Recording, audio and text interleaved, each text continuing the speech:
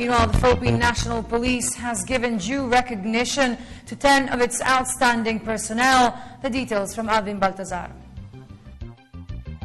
For so many times, several policemen took the banners due to its involvement in various irregularities, abuses, and crimes. But today in Camp Crame, 10 policemen took center stage after being dubbed as CAP, or Country's Outstanding Police Officers, for promoting excellence in the police force. One of whom is SPO1 Bakel Aniwasal, who got overwhelmed in the award given by a private foundation, recognizing her efforts and dedication to her duty as a policewoman.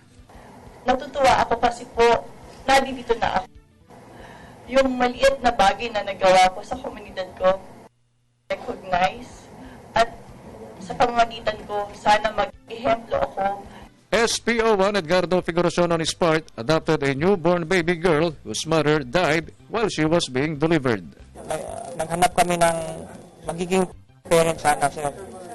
So, meron naman kaming gustong nakita, pero nung nakita yung sitwasyon ng bata na medyo malapit na maputol yung kamay niya, nag-decline.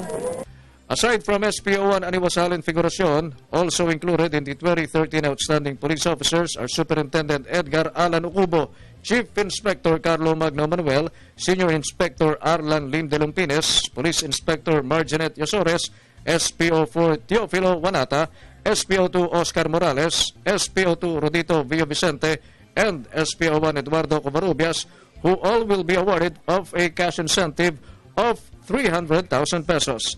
The foundation's reminder to all awardees: protect themselves from being booted out from the service by committing a serious offense, or else their name would be removed from their honor roll.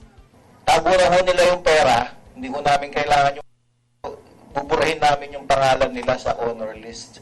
For the People's Television, Alvin Baltazar.